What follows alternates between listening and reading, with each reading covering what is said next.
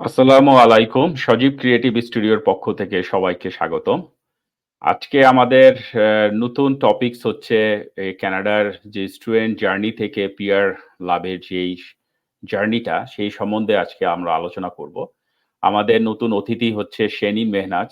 শেনিন তার যেই স্টুডেন্ট থেকে পিআর হওয়ার যে গল্পটা, সেটা আমাদের কাছে শেয়ার করবে। তো আমরা যদি একটু বাংলাদেশের ব্যাকগ্রাউন্ড সম্বন্ধে জানতে চাই, তাহলে দেখি যে এখানে প্রায় প্রত্যেক বছর বাংলাদেশে অ্যারাউন্ড বিভিন্ন প্রোগ্রামে সারা কানাডা জুড়ে প্রায় 10,000 মতো বাংলাদেশি স্টুডেন্টরা ইন্টারন্যাশনাল স্টুডেন্টরা কানাডায় পড়াশোনা করে এবং সবারই একটা স্বপ্ন হচ্ছে যে কানাডায় এসে সুন্দরভাবে এখানে পড়াশোনা শেষ করে পিআর মানে যেটাকে আমরা বলি পার্মানেন্ট রেসিডেন্স লাভের যেই সুযোগটা, সেই সুযোগটা যাতে সফলতাভাবে সবাই সে লাভ করে, সেটাই সবার একটা স্বপ্ন হয়ে থাকে।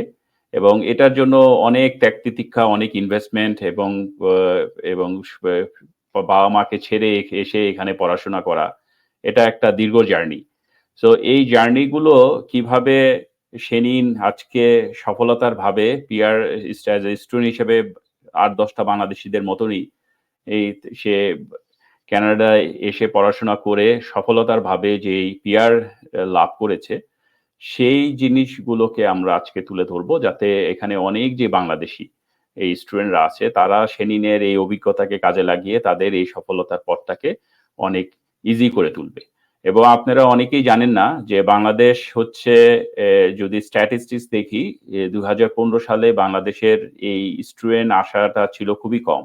অ্যারাউন্ড 1500 থেকে 2000 মতো স্টুডেন্ট প্রত্যেক বছর কানাডাতে আসতো। সেটা আস্তে আস্তে বাড়তে বাড়তে 2024-এ তাদের স্ট্যাটিস্টিক্স বলতে প্রায় 10,000 বাংলাদেশি স্টুডেন্ট প্রত্যেক বছর বিভিন্ন প্রোগ্রামে পড়াশোনা করছে। এবং বাংলাদেশ এখন ইন্টারন্যাশনাল স্টুডেন্ট দিক দিয়ে কানাডার এখন 11তম।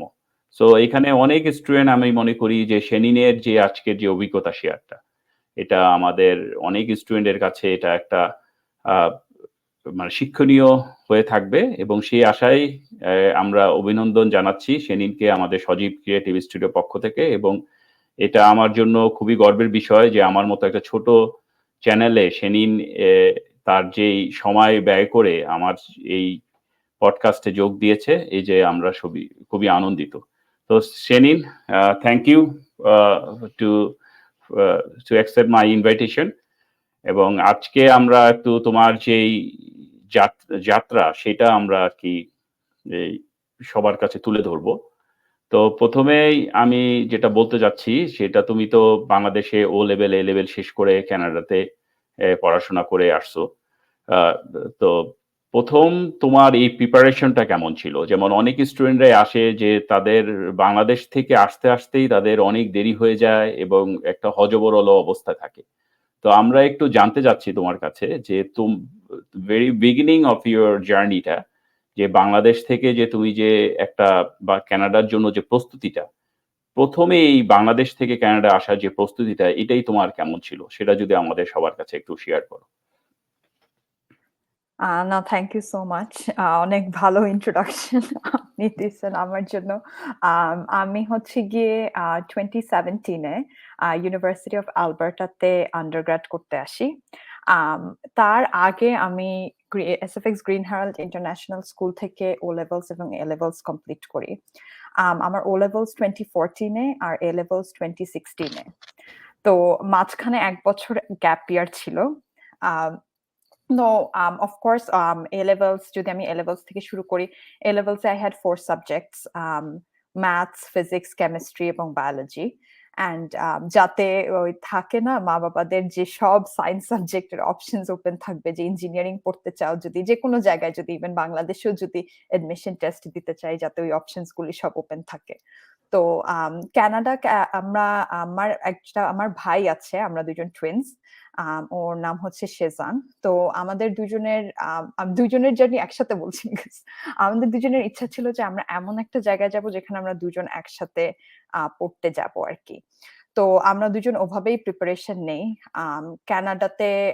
কানাডাতে আর কি ওভাবে দেখি যদি আমেরিকার কানাডার মধ্যে কানাডাতে it's easier to stay after you are done with your studies.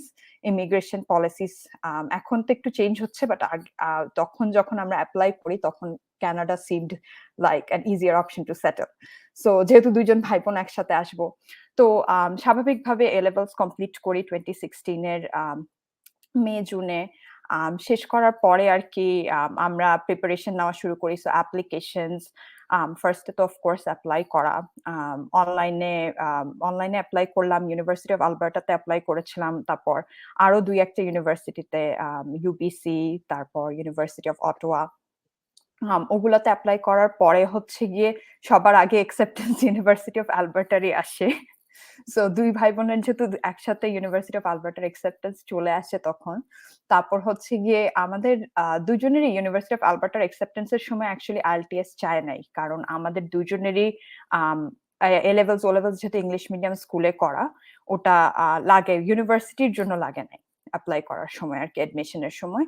কিন্তু যখন সব কাগজপত্র গোছগাছ করা শুরু করলাম, যেমন পুলিশ ক্লিয়ারেন্স, তারপর হচ্ছে গিয়ে like other documents like financial documents, ওগুলো সবকিছু, তখন উই রিয়েলাইজড যে অ্যাকচুয়ালি ভিসা অ্যাপ্লিকেশন এদের চেকলিস্ট যখন থাকে তখন IELTS টা অ্যাকচুয়ালি রিকোয়ার্ড। সো তখন আমরা IELTS এক্সাম দেই, বিকজ ভিসা অফিসারকে তো এক্সপ্লেইন করতে হবে। দেখা যাবে VFS এও হয়তো কাগজ নিয়ে গেলে যদি দেখে IELTS না, ইউ নেভার নো, যে হয়তো তখনই অ্যাপ্লিকেশন ইনকমপ্লিট বলে ফেরত দিয়ে দিবে। তো তার জন্য আমরা দুজনই IELTS, একাডেমিক IELTS দেই। আইডিপির থ্রুতে দুজনে IELTS দেই। দিয়ে আর কি মেতে, মের যেহেতু সেপ্টেম্বরের সেশন ছিল, মেতে we submitted our application and within a month we got approval. সিঙ্গাপুরে পাসপোর্ট পাঠানো সবকিছু মিলায় by like within 5 weeks আমাদের passport we had it back. তারপর হচ্ছে আমি আমার আন্ডারগ্রেড কমপ্লিট করেছি হচ্ছে গিয়ে নিউট্রিশন অ্যান্ড ফুড সায়েন্সে। এবং আল্লাহর রহমতে, বিকজ আমাদের এ লেভেলস এর grades were good, we had some scholarships with our admission. So কিছু অনেকে হয়তো জানে, যখন ইফ ইউ অ্যাপ্লাই আর্লি তাইলে আর কি অনেক সময় ইউনিভার্সিটির ফান্ডের ব্যাপার, তো so first come first serve বেসিসে ইন্টারন্যাশনাল স্টুডেন্টদের অনেক, ওদের যদি কোনো ফান্ডিং থাকে সেটা ভালো রেজাল্ট থাকলে দিয়ে দেয়। তো আমি বলবো যে প্রিপারেশনের জন্য আর কি টাইম অনেক বড় একটা ফ্যাক্টর, বিকজ পুরা মা বাবা ছেড়ে, পুরা সোশ্যাল সেটিং ছেড়ে, এনভায়রনমেন্ট ছেড়ে একটা দেশে মুভ করার জন্য ওই সময়টুকুন লাগে, যে যদি আগে ডকুমেন্ট প্রসেসিং হয়ে যায়, তারপর when you book your tickets, কোথায় থাকা, মানে রেসিডেন্স ঠিক করা, মানে রেসিডেন্স কি ইউনিভার্সিটির কাছে নাকি, ওগুলা ঠিকঠাক করার জন্য তো সময় লাগে। যদি ভিসার প্রসেসিং এ যদি সময়টুকুন চলে যায়, তো আই উড সে যারা আর কি কারেন্টলি আসার জন্য প্ল্যান করতেছে, তাদের জন্য আর কি বেটার যে একটু সময় হাতে রাখা, রাশ না করা। সো আমার আর কি মানে প্রিপারেশনের জার্নি আর কি এতটুকুনি বলবো, যে আসার আগে এতটুকুন প্রিপারেশনই ছিল। আচ্ছা, তো আমরা যেটা দেখতে পারলাম যে তুমি একটা উইন্ডো পিরিয়ড রাখার ফলে এই যে তোমার কানাডার যে এখানে অ্যাকোমোডেশনটাকে সুন্দরভাবে সেটেল করা, তারপরে সেমিস্টার শুরু হওয়ার আগেই তুমি কানাডাতে পৌঁছানো, ভিসা এবং সবকিছুগুলো সুন্দরভাবে সেট করা, এটা কি তোমার আর কি সুযোগ হয়েছিল যে বিগিনিং অফ দ্য সেমিস্টারে এই কানাডাতে আসার পরে অ্যাডাপ্টেশন লাইফটা আমি কিভাবে, সেটেল লাইফটা তোমার জন্য কিভাবে মানে সহজ হয়েছিল, এই জিনিসটা যদি আমাদের স্টুডেন্টের মাঝে তুলে ধরো। কারণ আমরা মোস্ট অফ দ্য কেসে আমরা দেখেছি যে অনেক স্টুডেন্টরা আসে, সেমিস্টার শুরু হয়ে যায় in the middle of the semester, এবং তারা বলে যে এই অ্যাডাপ্টেশন করতে করতেই সেমিস্টার শেষ হয়ে যায়, অনেকে ড্রপ আউট হয়, অনেকে কোর্স চেঞ্জ করতে হচ্ছে, এবং এটা একটা যে মেন্টাল যে একটা স্ট্রেস এবং এই যে একটা হযবরল অবস্থা, যে পড়তে আসছি একটা স্বপ্ন দেখে এখন আসার প্রথমেই যে বড় একটা ধাক্কা। তো এই জিনিসটাকে আমি একটু তোমার অভিজ্ঞতাকে শেয়ার করতে চাচ্ছি, যাতে অনেক স্টুডেন্টরা যাতে জানতে পারে যে বিগিনিং অফ দ্য সেমিস্টারটা তারা কিভাবে কানাডাতে সেটেল করবে। হ্যাঁ, তো আমি যেহেতু বললাম যে আমাদের visa around like 2.5 months 3 months semester start হওয়ার আগেই মানে বেশ আগেই উই গট অ্যাপ্রুভাল। তো আমি আসি হচ্ছে গিয়ে সেপ্টেম্বরের আই থিংক ১ বা ২ তারিখ ক্লাস শুরু হওয়ার কথা। বাট আমরা আসি হচ্ছে গিয়ে অগাস্টের 17th 18th এর ইয়েতে। So we had around like 2.5 weeks to settle. Of course this played a big role. কারণ হচ্ছে গিয়ে অনেকে হয়তো বুঝে না যে সেমেস্টার কিন্তু এখানে 4 মান্থসের সেমেস্টার হলেও দেখা যায় যে ফার্স্ট উইকেই হয়তো বলে দিবে যে এক্সাম মিড টার্ম এখন, এই অ্যাসাইনমেন্ট এখন ডিউ। যদি একেবারে টায় যদি আসে, মানে ফার্স্ট উইক অফ সেপ্টেম্বর যদি আসে, দেখা যাবে ওই ব্যাংক অ্যাকাউন্ট ওপেন করা, যেমন অনেক স্টেপস থাকে, বাসা খোঁজা, তারপর হচ্ছে গিয়ে ব্যাংক অ্যাকাউন্ট ওপেন করা, হেলথ কার্ড নেয়া, সোশ্যাল ইন্স্যুরেন্স নাম্বার নেয়া। ইনফ্যাক্ট এটাও অনেকে রিয়ালাইজ করেন, আমি এডমন্টনের কনটেক্সটে বলছি, যে when you first land in Canada, port of entry কিন্তু ইউজুয়ালি এডমন্টনে ডিরেক্ট ইন্টারন্যাশনাল ফ্লাইট আসে না। তো port of entry either Vancouver থাকে, টরন্টো থাকে, নাইলে মন্ট্রিয়াল থাকে। আর ওখানে স্টাডি পারমিটটা ইস্যু হয়। সো ইমিগ্রেশনে অ্যাকচুয়ালি কত টাইম লাগে এটা দ্যাট ডিপেন্ডস অন মানে টাইম অফ দ্য ডে যখন এসে পৌঁছাবে। তো আমরা যখন টিকেটও বুক করি, we kept enough time between আমাদের টরন্টোতে ল্যান্ড করার এডমন্টনের ডোমেস্টিক ফ্লাইটের মধ্যে আমরা প্রায় ৬ ঘন্টা গ্যাপ রাখি, বিকজ স্টাডি পারমিট ইস্যু হতে কিন্তু টাইম লাগে। সো দেখা যাবে যদি ফার্স্ট ডে এসে আই মিস মাই ফ্লাইট, তাহলে তো শুরুই দেখা যাবে অনেক স্ট্রেসফুল হয়ে গেছে। তো আসার পরে আমরা টরন্টোতে স্টাডি পারমিট ইস্যু হয় আমাদের, আমরা এডমন্টন এসে পৌঁছাই। তারপর হচ্ছে বা আমরা উই ওয়ার লাকি যে আমি আর আমার ভাই দুজনেই ইউনিভার্সিটি অফ আলবার্টার ক্যাম্পাসে ছিলাম ফার্স্ট ইয়ার আমাদের। কিন্তু তারপরও ক্যাম্পাসে থাকলেও অনেক ব্যাপার-স্যাপার আছে। যেমন ক্যাম্পাসে যেমন ছোটখাটো জিনিস, যেমন বালিশ থাকে না। বালিশ কেনার জন্য তো জানা লাগবে যে অ্যাকচুয়ালি ওয়ালমার্টে যেতে হবে না সুপার স্টোরে যেতে হবে। তো ওগুলোর জন্য কিন্তু অ্যাকচুয়ালি টাইম লাগে। তারপর ব্যাংক অ্যাকাউন্ট ওপেন করা। এখন ব্যাংক অ্যাকাউন্ট এমন জায়গায় ওপেন করা উচিত যেটা হয়তো ক্যাম্পাসের কাছে হবে। বিকজ ব্যাংকে অনেক কিছুর জন্য যাওয়া লাগে। তারপর হেলথ কার্ড ইস্যু হতে 2 উইকস লাগে। তো আমরা এসে হেলথ কার্ড ইস্যু করলাম, সোশ্যাল ইন্স্যুরেন্স নাম্বার নিলাম। তারপর ইভেন লাইক বাস রুটস, বাস কোন দিকে যায়, কোন শহরের কোন দিকে যাচ্ছে, ক্যাম্পাসে কোন কোন বাস আসে, ক্যাম্পাস থেকে কোন বাস কখন ছাড়ে, এগুলা কিন্তু অনেকে বুঝে না, বাট এগুলা কিন্তু সেটেল হওয়ার জন্য অনেক বড়, মানে অনেক ইম্পর্টেন্ট জিনিস। কারণ আমি যদি জানি না আমার আশেপাশে কি আছে, আমার যদি ডকুমেন্টসই ঠিকঠাক না থাকে, তাহলে তো ইভেনচুয়ালি দেখা যাবে সেমেস্টারের মাঝখানে আমি ক্লাস বাদ দিয়ে দৌড়ানো লাগতেছে, বা আমার অ্যাসাইনমেন্টের সময় আমি যেইটুকুন অ্যাসাইনমেন্ট করতাম, আমার দেখা যাবে ওটার জন্য মানে কাগজপত্র গুছাতে গিয়ে হয়তো টাইম চলে যাচ্ছে। তো আই উড সে একটু সময় নিয়ে আসা, even I wouldn't say 2 weeks, at least 1 week সময় হাতে নিয়ে আসা ইজ আ বিগ ডিল। মানে বিজনেস ডেজ পাওয়া, মানে এইসব কাজের জন্য তো উইকেন্ডে হয় না। এখানে তো উইকেন্ডে আপনিও জানেন, কিংবা উইকেন্ডে অনেক কাজ হয় না এখানে। তো উইকডেজ হাতে রাখা ইজ ভেরি ইম্পর্টেন্ট। সো আমি বলবো আই হ্যাড ফ্রেন্ডস, আমার ফ্রেন্ডসরা ছিল। আমি এসে মানে অনেক যোগাযোগ করার চেষ্টা করছি মানুষজনের সাথে, যাতে কিছু কিছু জিনিসে অনেক হেল্প হয় আর কি।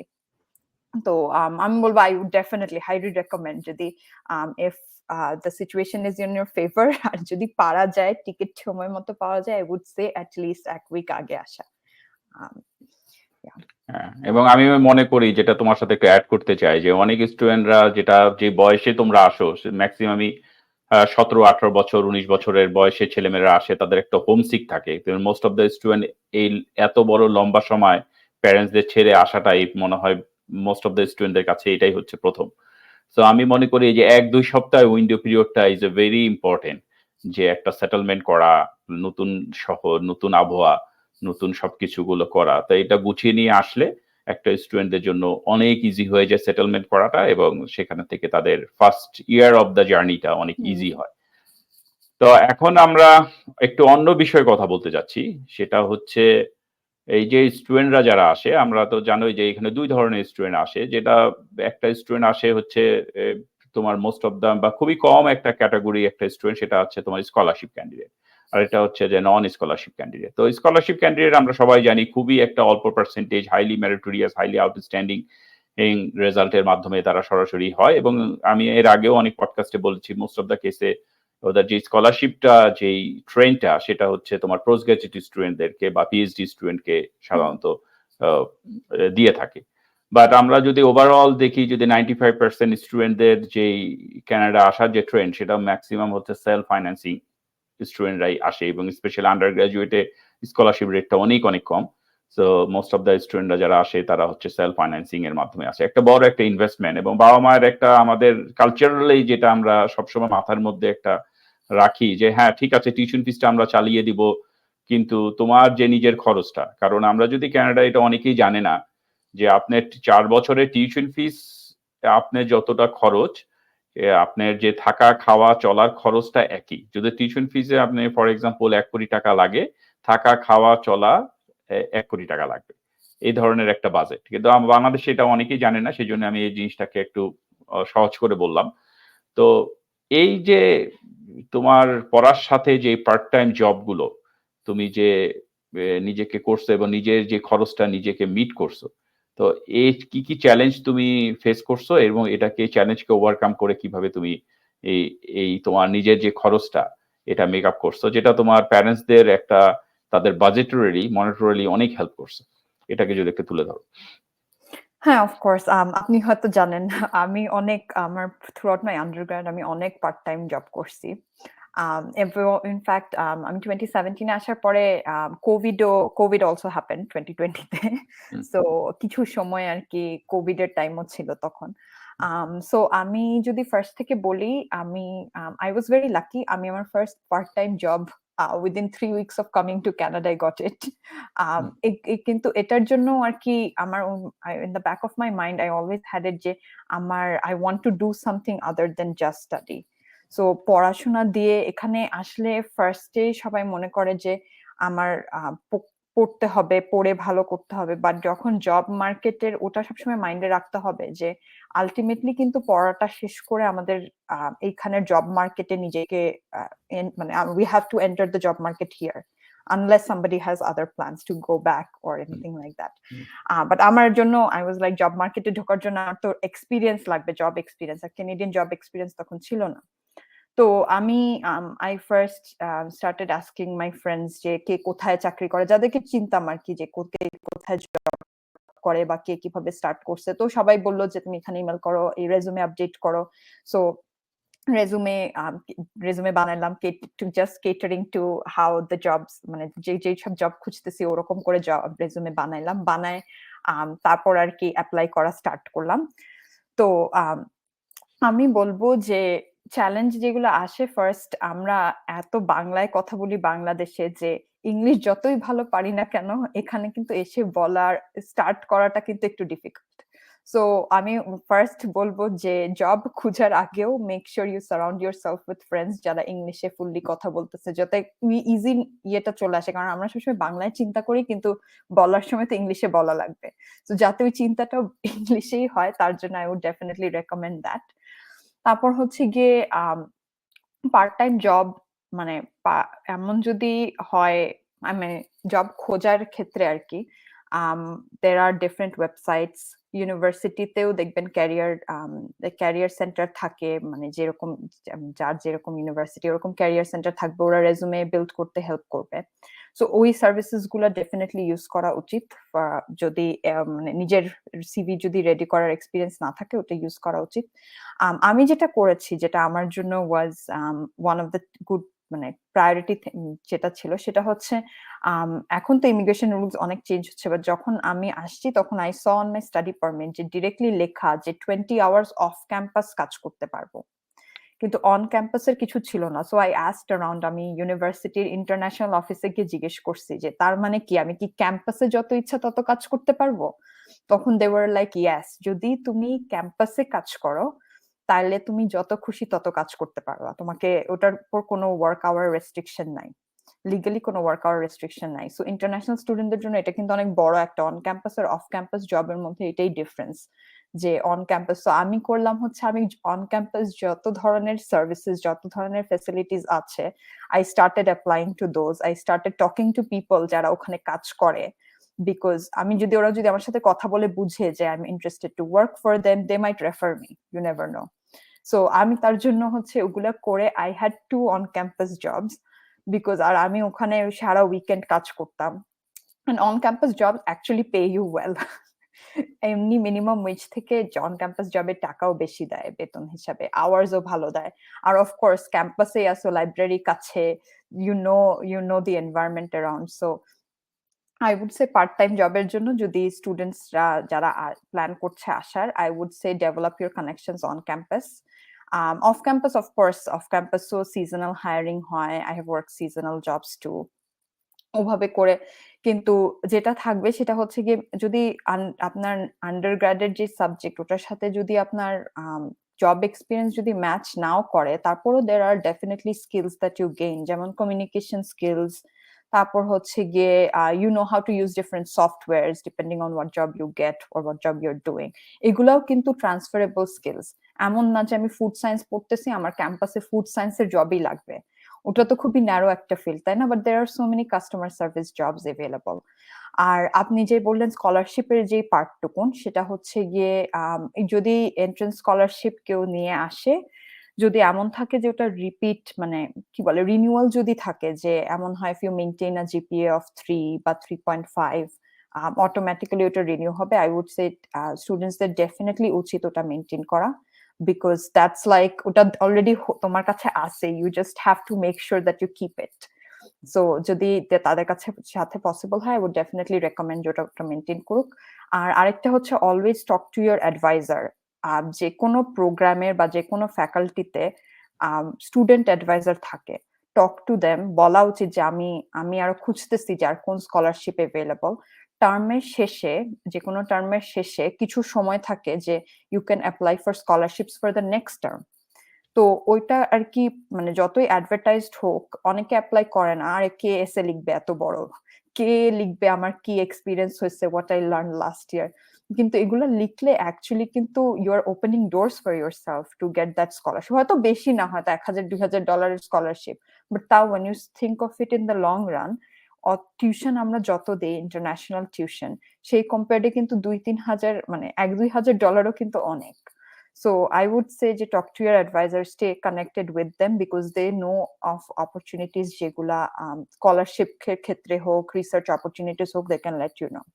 So part-time job আর scholarship এর জন্য আমার experience এরকমই ছিল। আচ্ছা, থ্যাংক ইউ শেনিন আমাদের কাছে তোমার এই জার্নিটাকে শেয়ার করার জন্য।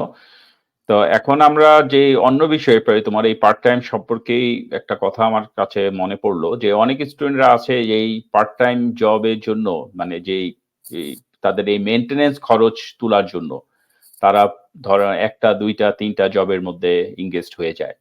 কারণ এটা একটা ব্যয়বহুল শহর এবং তুমি জানো কানাডার একেক শহরের ব্যয় একেক রকম। যেমন আমরা বলবো যে এটা অনেকটা ব্লেসড যে যদি তুমি একটু মাঝারি বা ছোট শহরে আসো সেখানে অনেক কম খরচ, কিন্তু যেটা অনেক বড় bigger city like Toronto city, Vancouver city, এতে খরচটা অনেক অনেক বেশি।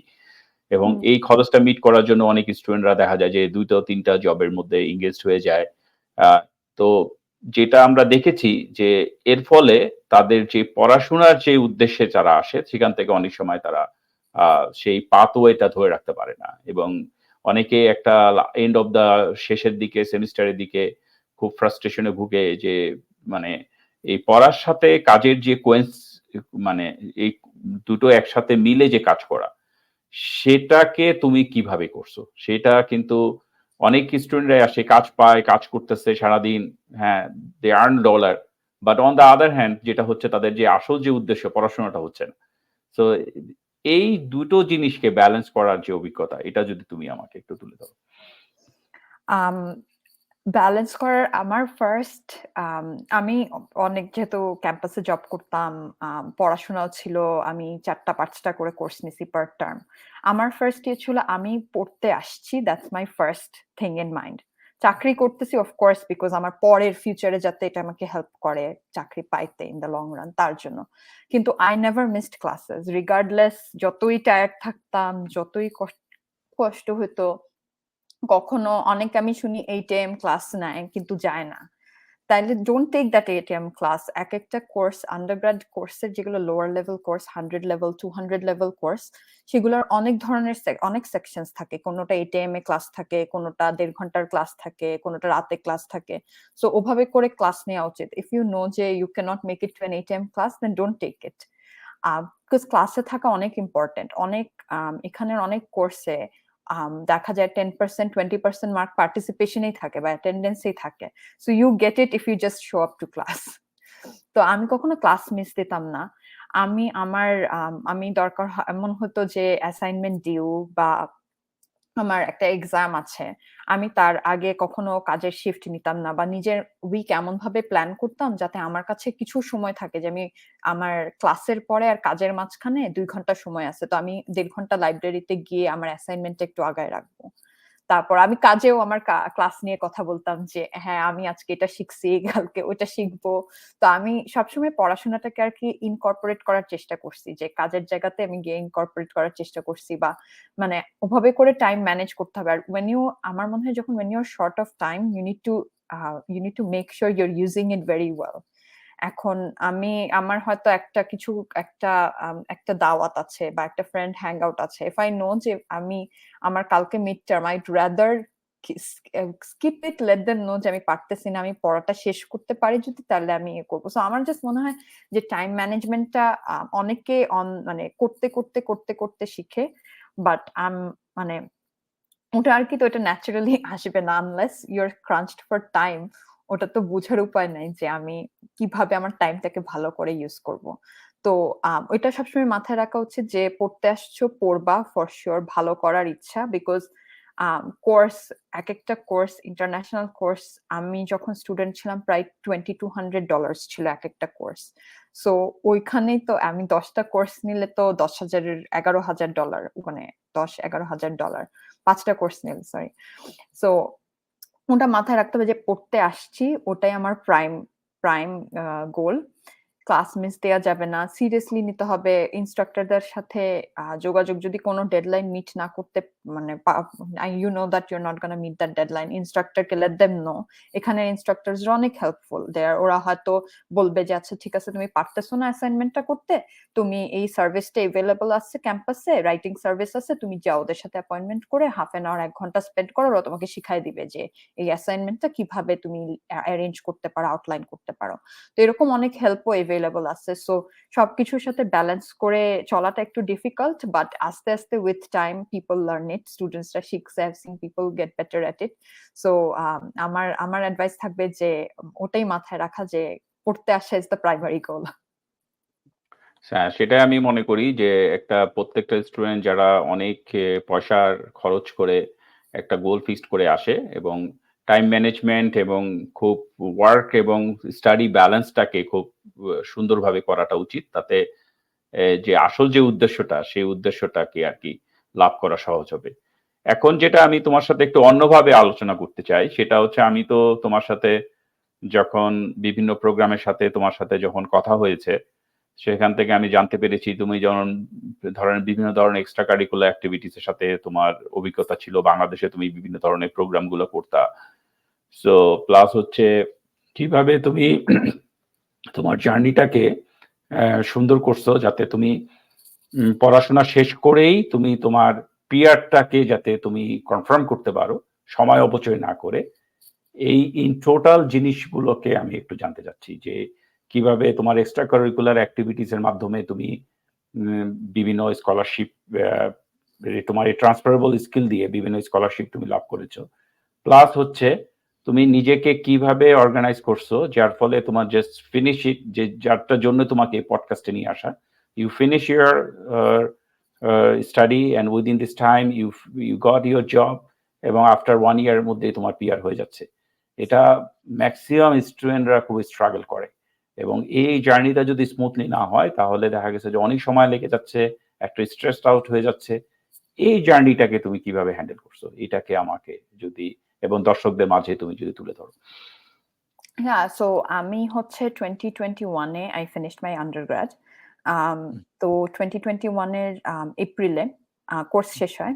কনভোকেশন 2021 এর জুনে ছিল। যদিও আমরা এই 2021 এর যে গ্রুপটা ছিল আমরা কেউই কনভোকেশন পাই নাই, বিকজ if everybody remembers তখন পিক কোভিড টাইম ছিল। সো আমাকে অনেক প্রাউডলি বলি যে I'm a COVID graduate. So আমি হচ্ছে গিয়ে তো যখন পড়া শেষের দিকে আমার লাস্ট টার্মে আমার আমি যে একটা জিনিস মেনশন করতে ভুলে গেছি। আমি যেহেতু এ লেভেলস এ ছিলাম, আমি যখন আমার আন্ডারগ্রেডে ইউনিভার্সিটি অফ আলবার্টার নিউট্রিশন অ্যান্ড ফুড সায়েন্স এ যখন অ্যাডমিশন নেই, আমি তখন আমার অ্যাডভাইজারের সাথে কথা বলতে গিয়ে জানতে পারলাম যে আমার এ লেভেলস এর যে কোর্স ছিল ৪ টা subject I mentioned, biology, physics, chemistry আর ম্যাথ। ওই ৪ টার জন্য আমি কিছু ট্রান্সফার ক্রেডিট পাই জিসিএ এ লেভেলস এ। তো ওই যেহেতু আমি ৫ আই থিংক আমি ৪ টা না ৫ টা কোর্স ট্রান্সফার ক্রেডিট পাই। তো ওটার জন্য যেটা হয় আমার লাস্ট সেমেস্টারে আমার কম কোর্স নেওয়া লাগে বিকজ আন্ডারগ্রেড কমপ্লিট করার জন্য আমার 40 টা কোর্স নেওয়ার কথা ছিল, তার মধ্যে আমার অলরেডি 36 কোর্সেস জাস্ট কমপ্লিট করা লাগবে বিকজ 4 কোর্সেস এর জন্য I got transfer credits. So আমার last semester I would say আমার চাপটা একটু কম ছিল। তো তার জন্য আমার জব সার্চ যখন আমি স্টার্ট করি, এপ্রিলে I know my courses will end. অনেকে থাকে যে না পড়া শেষ হলেই আমি পড়া শেষ করে তারপর জব সার্চ করব। আই ডিসাইডেড যে no, because times are different, তখন কোভিড, হায়ার হইতে কত সময় লাগবে নোবডি নোজ। সো আমি শেষে ফেব্রুয়ারি থেকে I started applying for jobs, which also means যদি কেউ একটু আগের থেকে জবের জন্য অ্যাপ্লাই করা শুরু করে, তার মানে if they get selected for an interview, তার মানে এটা ওই হয়তো দেখা যাবে মিড টার্মের মাঝখানে ইন্টারভিউ বা অনেক অ্যাসাইনমেন্টস ডিউ, ক্লাস টাইমে ইন্টারভিউ, ওরকমও থাকতে পারে। সো তার জন্য অনেকে প্রেফার করে যে আমি পড়া শেষ করার পরে জবের জন্য অ্যাপ্লাই করবো, but I didn't do that. So আমার আমি অনেক লাকি ভাবে নিজেকে বলবো যে আমার ফাইনাল পরীক্ষা দেওয়ার আগেই I had a job confirmed. এখন জবটা কিভাবে পাইলাম এই স্টোরিটা যদি বলি, আমি সবসময় ক্যাম্পাসে যখন খুঁজতাম যে এক্সট্রা কারিকুলার যে ভলেন্টিয়ার অ্যাক্টিভিটিস, কারণ অনেক ভলেন্টিয়ার অ্যাক্টিভিটিস কিন্তু Canadian experience, they don't pay you for it, কিন্তু they will compensate you in some other way, একটা সার্টিফিকেট দিবে হয়তো, একটা গিফট কার্ড দিবে হয়তো। সো আমি অনেক ভলেন্টিয়ার করতাম ছোটখাটো, আর আমি খুঁজতাম এমন ভলেন্টিয়ার অপরচুনিটিস যেগুলো অনেক লো কমিটমেন্ট। হয়তো দেখা যাবে মাসে একটা মিটিং করা লাগতেছে বা মাসে একটা ইভেন্টে ভলেন্টিয়ার করা লাগতেছে, খুবই লো কমিটমেন্ট, বা ভার্চুয়ালি মিটিং করা লাগতেছে এরকম। তো আমি ইউনিভার্সিটি অফ আলবার্টার স্টুডেন্টস ইউনিয়নের ওদের স্টুডেন্ট গ্রুপকে কিছু ফান্ডিং দেয় প্রত্যেক বছর। তো ওই ফান্ডিং এর যে কমিটিটা থাকে, যারা অ্যাপ্লিকেশন গুলো পড়ে বলে যে আমি এই গ্রুপকে এত টাকা দিব, ওই গ্রুপকে এত টাকা দিব, আমি ওই কমিটিতে ভলেন্টিয়ার করলাম। কারণ আমি দেখলাম যে খুবই লো কমিটমেন্ট, কি করতে হবে, জাস্ট অ্যাপ্লিকেশন পড়তে হবে, পড়ে ওটাকে মার্ক করতে হবে, দ্যাটস ইট। রুব্রিক দেওয়া আছে, কিভাবে মার্ক করব সব দেওয়া আছে। তো আমি ওই কমিটিতে ভলেন্টিয়ার করতাম এরকম। ১ বছর ভলেন্টিয়ার করলাম। তো যখন জব পোস্টিং দেখতেছিলাম, তো আমি স্টুডেন্টস ইউনিয়নের জবও দেখলাম যে কি অ্যাডমিনিস্ট্রেটিভ কি জব আছে। তখন দেখলাম ওরা হায়ার করছে হচ্ছে ফান্ডিং স্পেশালিস্টকে। তো অফকোর্স আমার কিছু ফান্ডিং এক্সপিরিয়েন্স তো হয়ে গেছে, কারণ আমি স্টুডেন্ট গ্রুপ ফান্ডিং নিয়ে কাজ করছি, ভলেন্টিয়ার করছি। তো যখন ওরা অ্যাপ্লিকেশনে যখন এটা মেনশন করলাম, যখন ইন্টারভিউর জন্য কল করলো, তখন দেখি যে ভলেন্টিয়ার কোঅর্ডিনেটর ছিল স্টুডেন্টস ইউনিয়নের সাথে, সেই আমার ইন্টারভিউ প্যানেলে ছিল। তো I knew that I had an added advantage. তো অফকোর্স আমি আমার এক্সপেরিয়েন্স এক্সপ্লেইন করছি, সবকিছু এক্সপ্লেইন করছি, এন্ড দেন পরের দিন সকালবেলায় রেফারেন্স কনফার্ম করার পরে পরের দিন সকালবেলায় দে অফার্ড মি দ্য জব। এখন ইউ মাইট আস্ক মি যে আমি কেন এমন একটা ফান্ডিং স্পেশালিস্ট, আমি ফুড সায়েন্সে পড়ছি কিন্তু ফান্ডিং স্পেশালিস্ট রোলে কেন অ্যাপ্লাই করলাম। অ্যাজ আই মেনশন যে আমরা তো তখন কোভিড এর মাঝখানে ছিলাম, তো অনেক ফুড কোম্পানিজ তখন খুবই লিমিটেড ভাবে অপারেট করতেছিল, ইন পার্সন অপারেশন খুবই কম ছিল। তো যেখানে ওরা নিজেদের স্টাফকেই হায়ার্ড স্টাফকেই কাজে আসতে বলতেছে না, সেখানে খুবই কম লাইক ফুড যাদের ফুড টেকনিশিয়ান এগুলো রোলস অনেক কম এভেলেবল ছিল।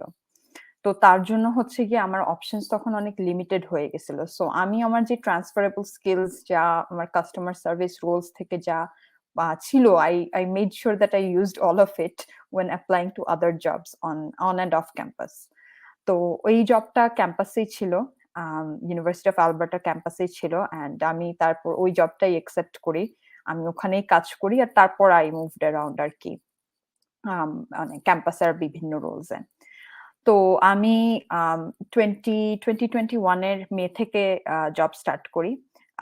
অনেকে মনে করে যে আন্ডারগ্রাড শেষ করার পরে এত ইন্টেন্স একটা টাইম এরপরে দেশে যাওয়া উচিত বা একটু গ্যাপ নেওয়া উচিত। I didn't do that.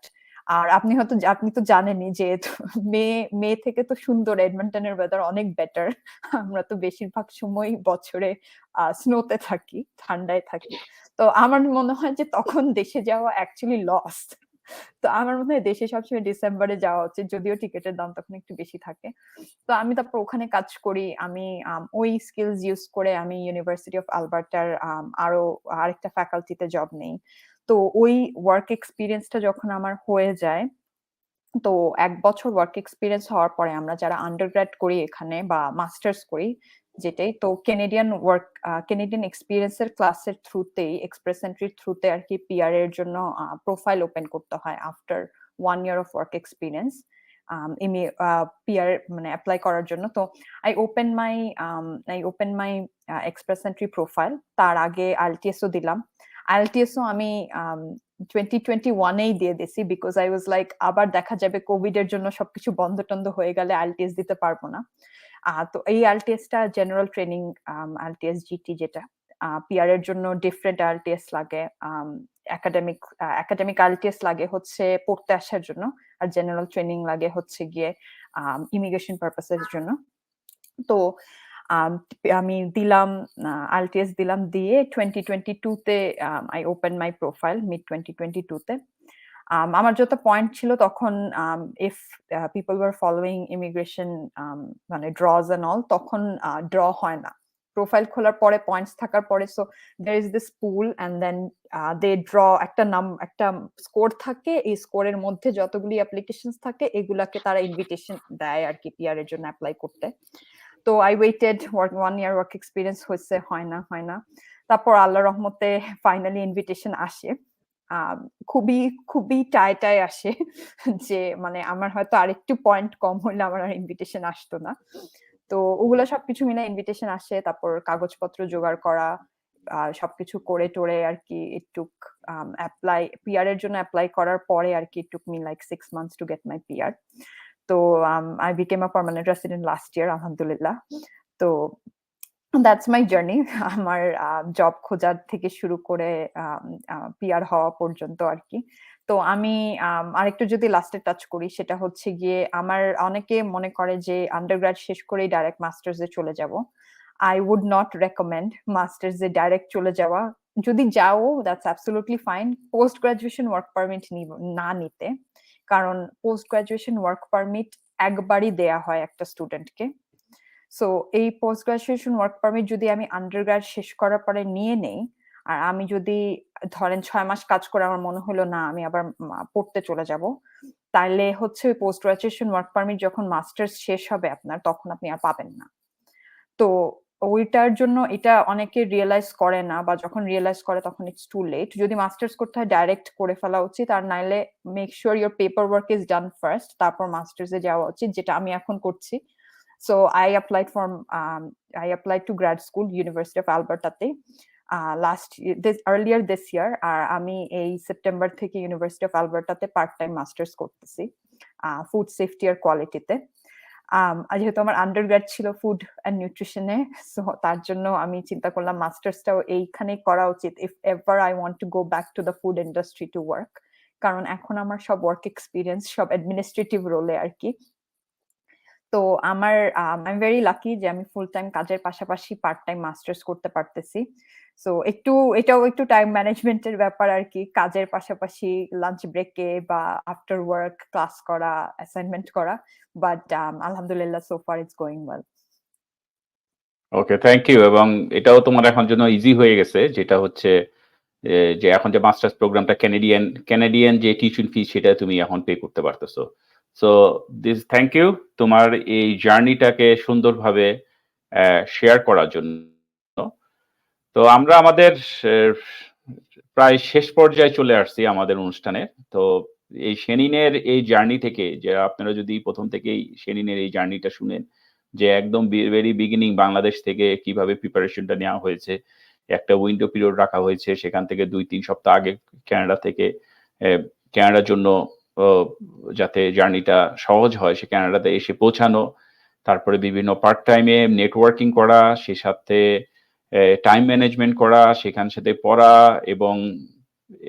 এবং সেই সাথে পড়া এবং কাজের যে কোইন্সিকুয়েন্স, এই জিনিসগুলোকে সঠিকভাবে করা এবং এই যে একটা স্যাক্রিফাইস এবং এটা জার্নির মধ্যে যে জিনিসটা আমি এখন হাইলাইট করতে চাচ্ছি, যে অনেক স্টুডেন্টরা আসে সামার টাইম সময় দেশে চলে যায় ৩-৪ মাসের জন্য, আবার সেপ্টেম্বরে আসে। কিন্তু এখানে যদি আপনি সাকসেসফুল হতে চান, সেনিনের যেই জার্নি থেকে আমরা শিখতে পাই যে আপনার এই সামার টাইমটাকে সঠিকভাবে কাজে লাগাতে হবে। এতে যেমন আপনার পয়সার স্টুডেন্টদের যেমন পয়সার লিভিং কস্টের যেই এই ব্যয়টাকে মেটানো যেমন সহজ হয়, তেমনি একটা এক্সপেরিয়েন্স গ্যাদার করা হয়, যে এক্সপেরিয়েন্সটা ট্রান্সফারেবল স্কিলের মাধ্যমে খুব সহজেই একটা জব পাওয়া যায়। কারণ কানাডার কিন্তু শুধু পড়াশোনা করলেই হবে না, এর সাথে ক্যানাডিয়ান এক্সপেরিয়েন্সটা খুব দরকার।